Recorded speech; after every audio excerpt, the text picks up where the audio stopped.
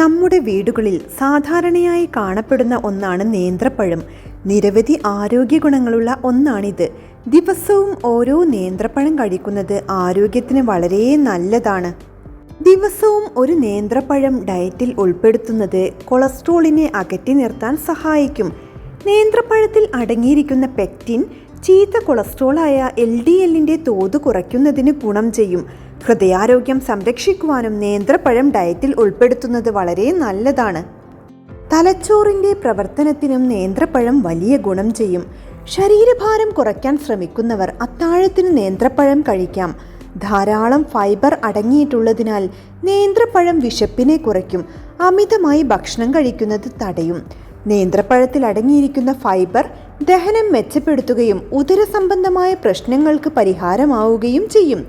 മലബന്ധത്തെ പ്രതിരോധിക്കുവാനും ഇവ ഗുണകരമാണ്. പൊട്ടാസ്യം ധാരാളം അടങ്ങിയ ഈ നേന്ത്രപ്പഴം പതിവായി കഴിക്കുന്നത് ഉയർന്ന രക്തസമ്മർദ്ദത്തെ നിയന്ത്രിക്കുവാൻ ഗുണം ചെയ്യും.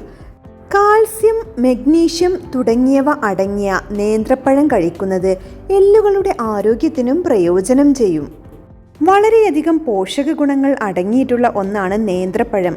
എല്ലാവർക്കും പ്രിയപ്പെട്ട ഈ പഴം വെറും വയറ്റിൽ കഴിക്കാമോ എന്നുള്ളതാണ് എല്ലാവരുടെയും സംശയം. തിരക്കേറിയ ആധുനിക ജീവിതത്തിൽ പ്രഭാത ഭക്ഷണം പോലും കഴിക്കാതെ വെറും ഒരു നേന്ത്രപ്പഴം മാത്രം കഴിച്ചുകൊണ്ട് ജോലിസ്ഥലങ്ങളിലേക്കും ഓഫീസുകളിലേക്കുമൊക്കെ പോകുന്ന ധാരാളം ആളുകളുണ്ട്. നമ്മളിൽ പലരും ഇങ്ങനെയാണ് ചെയ്യുന്നത്. പ്രഭാത ഭക്ഷണമായി ഈ നേന്ത്രപ്പഴം മാത്രം മതിയാകുമെന്നാണ് നമ്മളൊക്കെ വിചാരിക്കുന്നത്. എന്നാൽ കാര്യങ്ങൾ വളരെ വ്യത്യസ്തമാണ്. ഈ നേന്ത്രപ്പഴം മാത്രം പ്രഭാത ഭക്ഷണമായി കഴിക്കുന്നത് നല്ലൊരു ശീലമല്ല.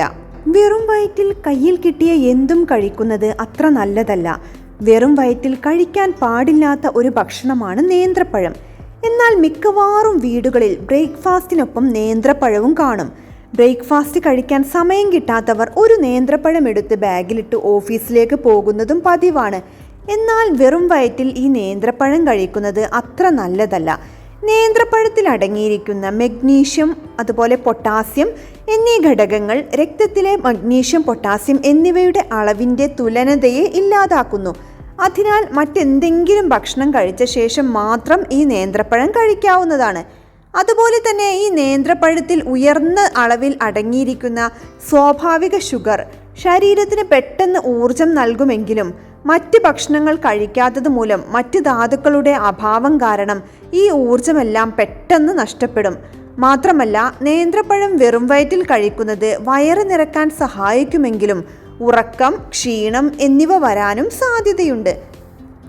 നേന്ത്രപ്പഴത്തിന് അസിഡിക് സ്വഭാവമാണുള്ളത്. അതിനാൽ ഇത് വെറും വയറ്റിൽ കഴിച്ചാൽ ദഹന സംബന്ധമായ പ്രശ്നങ്ങൾ ഉണ്ടാകാനിടയുണ്ട്.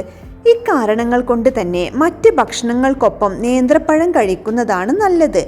ശരീരത്തിന് ആവശ്യമായ പോഷകങ്ങൾ വൈറ്റമിൻ സി, വൈറ്റമിൻ B6 എന്ന് തുടങ്ങി നമ്മുടെ ശരീരത്തിന് വേണ്ട ധാതുക്കൾ, ഫോളേറ്റ് തുടങ്ങി പല ഘടകങ്ങൾ കൊണ്ടും സമ്പുഷ്ടമാണ് നേന്ത്രപ്പഴം. എന്നാൽ ഈ ഗുണങ്ങളൊക്കെ നമുക്ക് ലഭിക്കണമെങ്കിൽ അതിൻ്റെ കൃത്യസമയത്ത് നമ്മളത് കഴിക്കണം. അതായത് വെറും വയറ്റിൽ ഈ നേന്ത്രപ്പഴം ഒരിക്കലും കഴിക്കരുത്. പൊട്ടാസ്യം ധാരാളം അടങ്ങിയ നേന്ത്രപ്പഴം പതിവായി കഴിക്കുന്നത് ഉയർന്ന രക്തസമ്മർദ്ദത്തെ നിയന്ത്രിക്കാൻ സഹായിക്കും. ദിവസവും ഒരു നേന്ത്രപ്പഴം ഡയറ്റിൽ ഉൾപ്പെടുത്തുന്നത് കൊളസ്ട്രോളിനെ അകറ്റി നിർത്തുവാനും സഹായിക്കും. നേന്ത്രപ്പഴത്തിൽ പെക്റ്റിൻ എന്ന ജലത്തിൽ ലയിക്കുന്ന തരം നാരുകളുണ്ട്. ഇവ ചീത്ത കൊളസ്ട്രോളായ LDLന്റെ തോത് കുറയ്ക്കുന്നതിന് സഹായിക്കും.